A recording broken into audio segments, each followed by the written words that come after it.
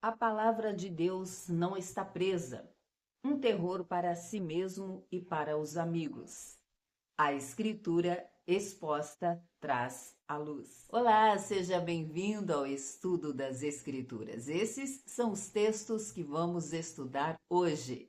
Começando pelo Salmos 119, a letra de hoje é P.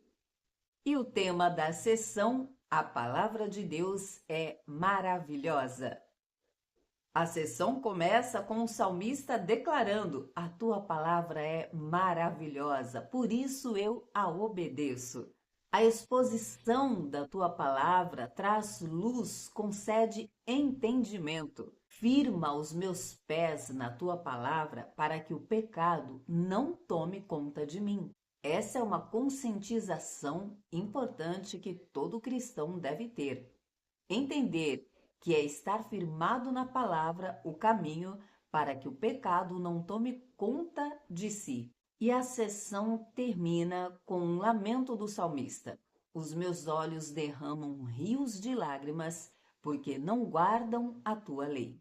Quando foi a última vez que você lamentou pelo pecado? Quando foi a última vez que você chorou porque o mundo está sendo consumido pelo pecado?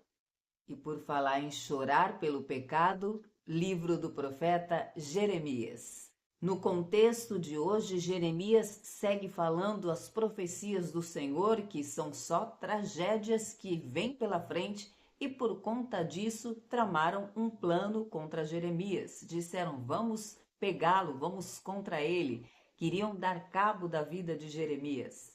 O Senhor mais uma vez leva Jeremias a uma analogia. Dessa vez, ele pede para que Jeremias leve testemunhas. O Senhor pede que ele vá a um oleiro, compre uma jarra e leve com ele alguns anciãos e alguns representantes dos sacerdotes.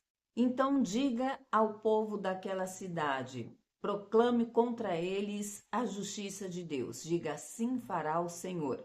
E vem aí uma série de calamidades que Deus está dizendo que vai lançar contra o seu povo. Aquela jarra que Deus mandou Jeremias comprar vai ser quebrada diante daquelas pessoas e Deus diz para Jeremias falar ao povo: assim como aconteceu a esta jarra que se quebrou e não tem mais conserto, da mesma forma Deus fará com o seu povo. Jeremias então é preso a um tronco. E no dia seguinte, quando ele foi solto, Jeremias, usado por Deus, disse para a pessoa responsável por isso que ele era uma desgraça, que Deus estava mudando o seu nome para um nome que significava uma desgraça, um terror. Farei de ti um terror para ti mesmo e para os seus amigos, para todos os seus amigos. E assim foi. Jeremias rasga o coração mais uma vez diante do Senhor e lamenta profundamente, não só pelo povo, mas também por si, pela sua vida.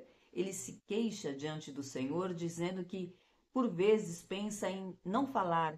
Quem dera pudesse dizer: não vou mais falar sobre a palavra do Senhor, cumprir o propósito, porque olha tudo que está acontecendo comigo. Mas então o meu coração arde como se fosse explodir, então eu tenho que falar. Nessas palavras de Jeremias é possível ver expressado o chamado que arde dentro dele.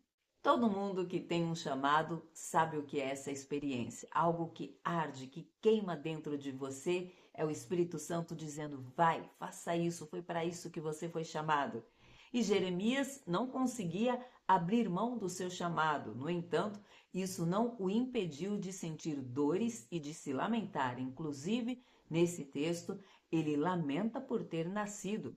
Ele desejou, assim como Jó, que sua mãe tivesse o abortado, que ele tivesse morrido ainda no ventre de sua mãe. Chega-se então mais o anúncio de uma destruição, agora contra Jerusalém. O Senhor está só reforçando tudo que já vem sendo dito, e o texto encerra com Deus dizendo que fará todo aquele mal contra a cidade de Jerusalém, por permissão dele, porque o seu povo tem se corrompido. Segunda carta do apóstolo Paulo a Timóteo. Lembra-te de Jesus Cristo ressurreto entre os mortos. Assim começa a orientação de Paulo no texto de hoje, pelo qual sofro a ponto de ser preso como um criminoso. Mas a palavra de Deus não está presa, disse o apóstolo Paulo a Timóteo. Por isso suporto todas essas dores, o aprisionamento, todas as calúnias, angústias. Paulo fala de todo o seu sofrimento e dizendo que faz questão de passar por tudo isso a fim de que aquele povo receba o evangelho de Cristo, que sejam salvos. E orienta e estimula Timóteo a continuar esse trabalho. Paulo fala para Timóteo saber manusear bem a palavra da verdade, saber se posicionar e não se envolver com vãs filosofias. Mais uma vez, Paulo alerta Timóteo acerca disso, porque era algo que era recorrente, que vinha acontecendo no meio do povo de Deus. O povo se perdia do propósito e se contaminava, era deixado levar por vãs filosofias, pelos falsos profetas, pelo falso evangelho. Paulo diz que se morremos com Cristo, também com ele viveremos, e se sofremos tudo aqui, teremos também a coroa da vitória, a glória eterna. Entre os conselhos que Paulo dá a Timóteo para evitar as conversas que não fazem bem, ele fala de conversas que fogem da piedade e geram contendas e se alastram como gangrena, ou seja, palavras que são como uma doença, adoecem o corpo de Cristo. A orientação de Paulo é para que Timóteo se afaste desse tipo de conversa e ensine isso à igreja. E Paulo ainda diz a Timóteo: o Senhor conhece os seus, os que proclamam o seu nome.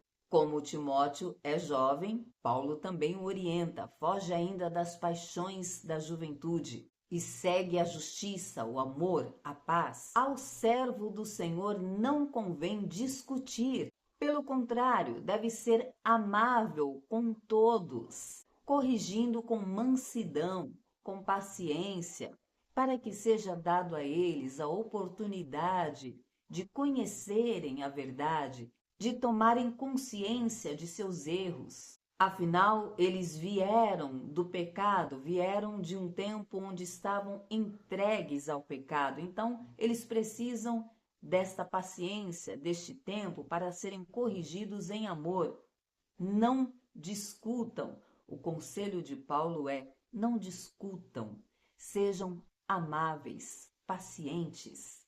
Infelizmente, esta parte da Bíblia parece que nos dias de hoje, o cristão contemporâneo arrancou fora, ou esqueceu de ler, ou ainda leu e ignorou.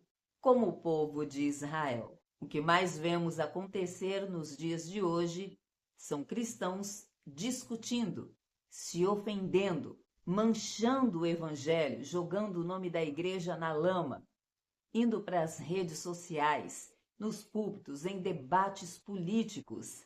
É o caos completo, o oposto do que Paulo está ensinando a Timóteo. E quando Paulo está ensinando a Timóteo, está escrito nas Escrituras, ele está ensinando a todo cristão. Portanto, você cristão que gosta de uma boa discussão, saiba que você está pecando contra Deus.